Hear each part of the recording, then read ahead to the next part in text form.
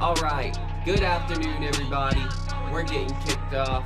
Welcome to the Cuebas Freestyle Podcast, episode 9, where I talk my shit, I freestyle a bit, and have a vulnerable experience at some point, because that's what we're doing. And I'm going to start from the jump in the introduction with my weekly update. I'm horrible about scheduling doctor's appointments. A lot of men are. Schedule some doctor's appointments for yourself, please. Because, good news is I've got my ADHD pre-assessment appointment scheduled. Something my therapist has been with me on the last year on, getting into a psychiatrist or getting into a psychologist who can really pick my brain apart and see what's going on with my lack of focus. I've talked about it before with my personal circle, and if they know me, I'm real flighty and spacey, and it's really hard to be present-minded with all the crazy shit going on in my brain and my racing thoughts clocking 100% of the time and constantly. And my incense fell over. And so it's hard for my brain to focus, and I know it's depression season. It's depression season. It's seasonal affective disorder season. Please, please, please take care of yourselves. The way that I am taking care of myself this winter is I am preparing myself. And I'm sorry if you hear Sorry if you hear a weed whacker, because they do landscaping at my apartment complex every Tuesday morning when I'm recording. And this time they just haven't stopped in like an hour, so I'm hoping it stops soon. Okay, back to it. It's depression season. Do like me. I am preparing for it. I decided, since I get so depressed and in my head during the winter, I'm going to combat it by scheduling doctor's appointments for my physical and mental wellness, so I can give my things to look forward to that are going to help me like look good and feel good and help stay balanced. And the first thing I'm doing is getting my ADHD pre-assessment done at the end of November. And I'm happy that my therapist has helped me more or less. It's been an appointment finder service with my healthcare provider. And winter kicks my ass. And I don't want it to kick my ass this year, so I'm staying up on the doctor's appointments. I'm going to the gym at least 3 days a week. Sometimes it's 2, rarely it's 1. I do my best for 3 days, doing that, dedicate myself to it, and to keep my room clean. We staying away from depression nests this winter. We're going to have clean and tidy houses that we can feel like our space is still limitless, and that even if we can't go outside, it is beautiful inside. So let's stay inside, get through this winter, kick back, listen to me rap.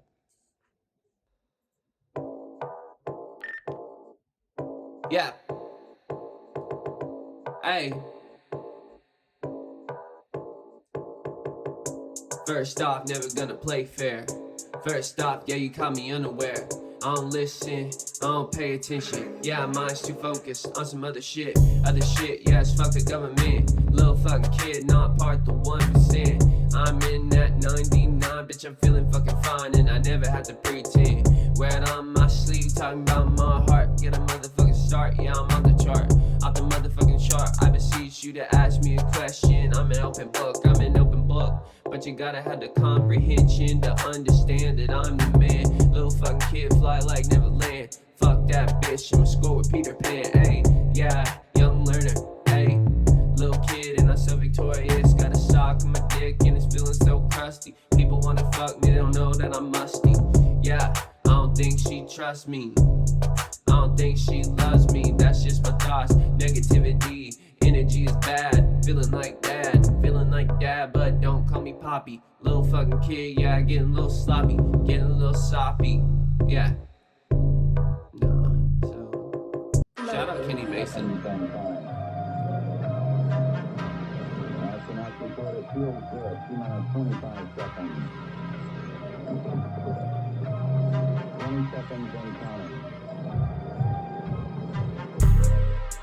Hey, yeah. There's a, yeah, there's a, hey.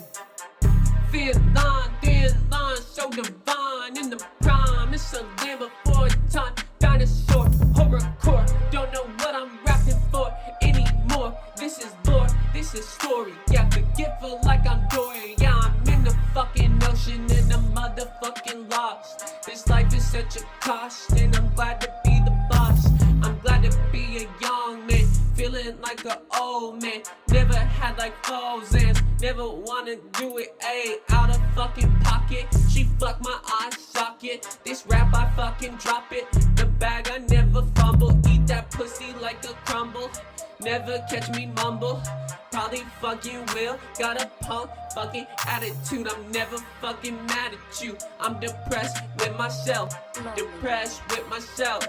Depressed with myself. Woo. Guidance is internal. 12, Breakdown. 11, 10, Did I really forget my 9, fucking water? Ignition sequence start. 6, 5, 4, 3, 2. Ay, I'm addicted and committed. Yeah, I'm addictive and convicted. Yeah, I'm addicted and committed. Yeah, I'm addicted and convicted. Feeling like a slick, yeah, looking like some oil. Electric vehicle is gonna be my first purchase, yeah. You looking like you full of purpose, you ain't got none. Bitch, I'm on the run. I'm like the morning sun. I'm like the morning sun, a breath of fresh air. These people don't fucking care, they stay so unaware. I'm staying self-aware, I'm practicing self-care. I still feel like that, so I stay sit like strap. I'm sharp, icicle, never learned to ride a bicycle. She wanna suck my pickle, but it turned to brick. Yeah, how you gon' get this dick? How you gon' get this cash? Staying with my stash, and she licking on my ass. Yeah, oh, shit. What are we talking about? I gotta BRB, get my water. Shouts out Lonely Boy. He knows how to make a fucking Baby Keem type beat. That's for damn sure. Alright. Alright. Making it fucking happen, Captain. Alright. Crunchitize me, motherfucker. I need to make sure I don't curse within the first 30 seconds of a YouTube video, because you're not allowed to or you'll get demonetized when you're bigger. Alright, we covered ADHD. What's next? Oh, I'm seeing Isaiah Rashad tonight. I'm seeing Isaiah Rashad tonight in Chattanooga. 4, 2, 3, shit. Had to express my excitement for that. Long time coming. Missed it in 2016, barely. Not missing it this time. All right. Asserting and affirming boundaries update. Y'all know if you've been watching, I have a problem with asserting and affirming my boundaries, but I've been sticking to my guns, sticking to what works for me, sticking to taking care of myself. And saying how you feel really helps things go deeper. And not taking things personally is like allowing a floodgate to open. And when that gate is closed, it's because, like, when we take something personally, that gate is closed. When we take something personally, that gate is closed. And when we open it, there may be too much water causing us to flood or get a real fatigue swim. But if we keep it closed, there will be none at all. And what I mean by that is, like, I've been talking to Garrett and Courtney lately, like, personally, and talking past our personal barriers. Like, when someone seems to get defensive to protect their vulnerability, I affirm, what I'm saying isn't to be taken personally. And I ask that we speak further to get to the heart of the conversation we are really having. Or if something's going on in our personal lives, we talk through it instead of just throwing the floodgate up and not allowing any more water to come in or any more water to leave. It's an irrigation system. It's an ebb and a flow when we can open it when we're ready, but practicing being open to the people around us is going to keep us in an ebb and flow more fluidly. And so in that, I'm building more trust with them, knowing that it's not the end of the world when I'm at a disagreement with any of my loved ones. It's not the end of the world when frustration or conflicting views appear either with my loved ones as well, because it does. We're tired, we're suffering individually, and our suffering is going to boil over onto other people. It's our best to not do it intentionally, but it's going to happen. And to have people there when it is happening to help not only like talk you through it, but accept you for it, that's a blessing. And to acknowledge that and to be that for them helps it be a two-way street and helps us not feel like a martyr or a victim or a judge, because we don't want to be any of those things when approaching our personal relationships, because it is damaging ultimately to be one of those things in some facet. We're imperfect. And I feel more open by asserting my boundaries or affirming my opinions to my close counterparts, because it's sensitive to perceive someone, but my perception is from love and can help heal their wounds. So the people that I've known a long time, I have built up an image of them based off what they have told me.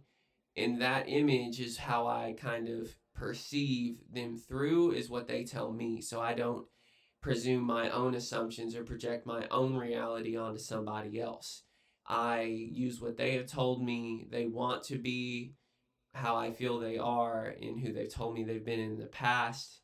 And I kind of use those things as a means of conversation and help more than my own opinion, because I want to help them grow. I want to help people grow into who they are and who they see themselves as and want to see themselves as, not who I want to see them as. Because who I want to see them as is who they want to see themselves as. And that's how you can still feel selfishly good for helping people, but helping people affirm their own direction. And if my perception is wrong, that's all love, and I'm happy to hear it. And I want to continue to affirm that people should feel how they feel. My loved ones should feel how they feel, regardless of what I'm saying. What I'm saying isn't to make them feel better. It's to offer an idea for them to melt over and chew on, to accept or reject, or to do nothing with it all. Because that's cool. Feel how they feel how you feel, and don't make yourself feel like you should feel another way. Really don't. It's not worth the time. Because, I don't have all the answers, but I want to challenge myself and others to find their own answers and their own sensibilities, because I want people to do that for me, so I'm doing it for them. And if it's annoying or bothersome, that's just part of being my friend, part of being my lover, part of being my companion in this life and getting support from me. All right, got the incense lit. We back at it. Everything in between my life is something I can't see. I don't read between the lines, I'm too busy smoking weed, too crazy, too hazy, too lazy to come to me, to step to me. I'm comforting all my dreams, all of my dreams. It's like noise, it's like green. I'm so mean, I'm about green, I'm about yellow, yeah, I'm about feeling mellow, hey, yeah, not gonna ever snap, yeah, hey, yeah, I love to keep my cool, keeping my cool, staying in school. I am a student, I don't get truants, I work every day, getting paid, nodding, easy lay, summer days, summer nights, little kid, override my brain, gotta focus, too much pain, getting through fears and getting through years, getting through caskets. I'm feeling the basket, I'm feeling so loony, I'm feeling like Toomey, but not acne. Don't got that acne, but I got the blemish. This is a game, this ain't a scrimmage. This is a game, this ain't a scrimmage. This is a game, this ain't a scrimmage. Yeah, bitch is this living, bitch is this quitting. Bitch, I am living but can't express it, my confession. Yeah, I don't want another election, don't want another election, don't want another politician, don't want all this attention. Hey, we fell in this dimension, this reality.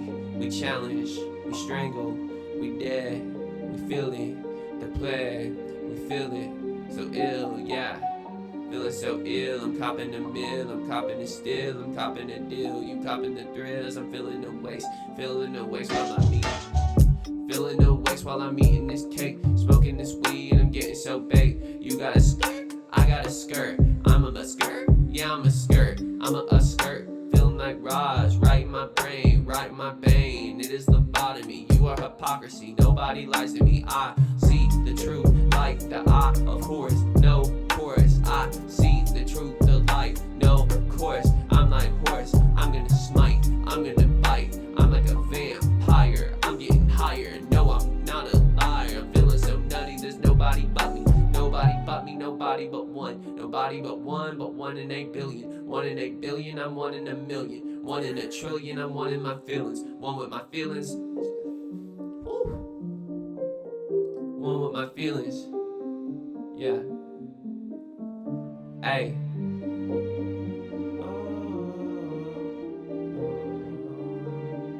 Yeah.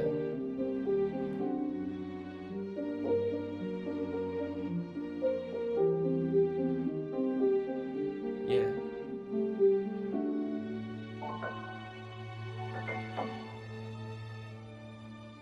Bummer, they're not going to bring that back in again.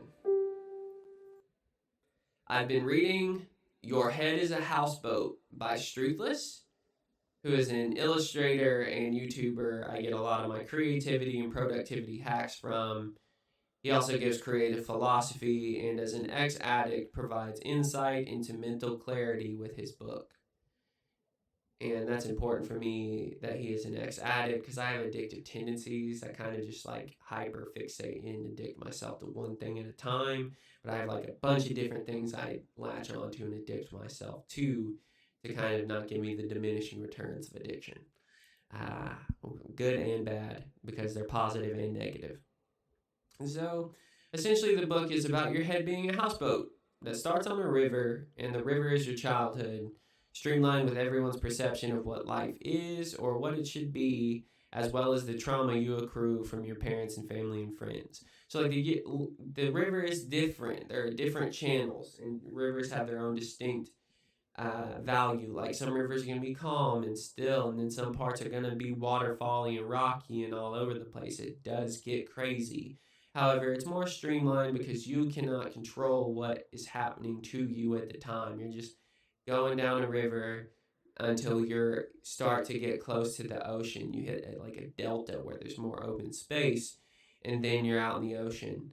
At the end of the river is the ocean, and now you have a houseboat, your brain, full of clutter, messes, doubts, conflicting ideas, trauma, all these things that you accrued over 18, 19 years and never unpacked, were really taught to unpack it, or what to even think of it, or even if you think of it at all, because most people probably don't think of it to that depth, but the impact is already there.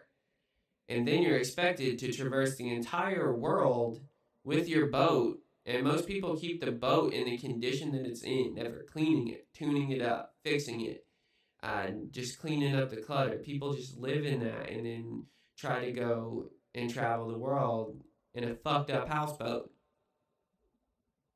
Why do we do that? So this book is about cleaning up your houseboat, and the illustrations are beautiful. And let me just get like the book out. Okay, so this is the book. Your Head is a Houseboat. It's like $18 on Amazon, and I know you should probably buy it from some local bookstore, but this man is an Aussie. Shouts out Streethless. But here's like an illustration page. You know, it's beautiful. And it's kind of a lot of journaling exercises. So this is a good effort in learning to journal, or just using journaling as a means to explore your own psyche and your own inner thoughts. It's about cleaning the boat, learning how to gain mental clarity no matter how messy your mind has become, because you can clean up facets of it and help you feel like you have more headspace. It's a lot of journaling exercises, which I appreciate, but it can really help you self-reflect and me self-reflect so that our reflections see prettier days. I've done about 3/4 of the journaling exercises, but some of them are a routine and continuous practice. Overall, the metaphor does hold up, and I have fallen in love with seeing metaphors in everything again. You know, hip-hop is about keeping it real, and I love that. But there's often like a lack of metaphor I think, but everything can be a metaphor. That's what's good about hip hop is like the whole thing. There's kind of a metaphor for each individual thing, whether it is guns or drugs or just there's metaphor in reality, which I'm just kind of coming to a discovery to. So that is gas. All right. And the Travis Scott situation, I want to tread lightly because this is a tragedy. And it is a tragedy. All those people there, not everyone, but many people are going to have trauma from this event. And I'm glad that Travis is going to the lengths he's going to offer therapy and help to the people that this is going to have impacted. I am happy that he's doing that. He does deserve a lot of the lawsuits and things that are going to come out because he was warned, even if it is the nature of his audience and the nature of his crowd to be that rowdy. He can only control so much. This is true, but there were parameters that could have been more successfully done within his control that he didn't do. And just how hard everyone's flipping on is crazy because he just did McDonald's. He just did Fortnite. Like, it reminds me of the South Park episode where people start, like, just attention killing celebrities with, like, negativity and negative press and negative paparazzi asking about all their scandalous ideas. And it's an episode of South Park with Britney Spears that it's happening to. And at one point, she like blows her head off, but she doesn't die, so she's just like a half a jaw. And they're still stalking her and trying to catch her in her worst self and at her worst moments. And at one point, they break it down like, like the Roman Colosseum was like sacrificial and blood driven. It was a horrible, horrible business that it was. And still, from peasants to kings, they were eating it up. They were like, this is the shit. Well, now that is no longer humane, but that innate drive in this episode, their perception still exists, like that innate drive for sacrifice for people's blood. And they say that basically the tabloid and the celebrity is that. We create these godlike images of people, and as soon as they slip up, instead of humanizing them and realizing that Travis Scott may have like trauma as well from this, because this is a tragedy. Instead, we're just instantly time to crucify him. He slipped up. He has made his bed. He must lie in it.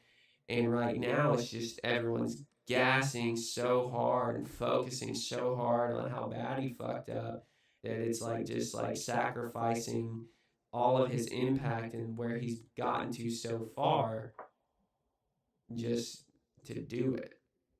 It's where society waits until one person slips up under all the pressure that they put themselves under and we put them under as well. Then they viciously turn on them and they go under.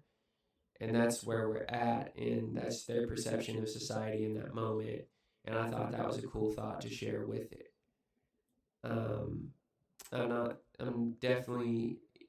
It's wrong and it's a tragedy. There's just also human empathy because Travis Scott is a human too, who's going to have to live with his decisions and live with his situation. And, I don't think he doesn't give a fuck. I really don't. Sure don't. And so, like, I kind of just, like, I think I'm going to end there today. I know typically I'll do, like, a conclusion freestyle, but I kind of was in more of a chatty mood today, so that's what we got. I hope y'all are so well, and I love y'all so much. Please take care of yourself. It's the most important thing you can do. And I'll see y'all next week. Please like, share, subscribe, comment, engage with the work. I love y'all.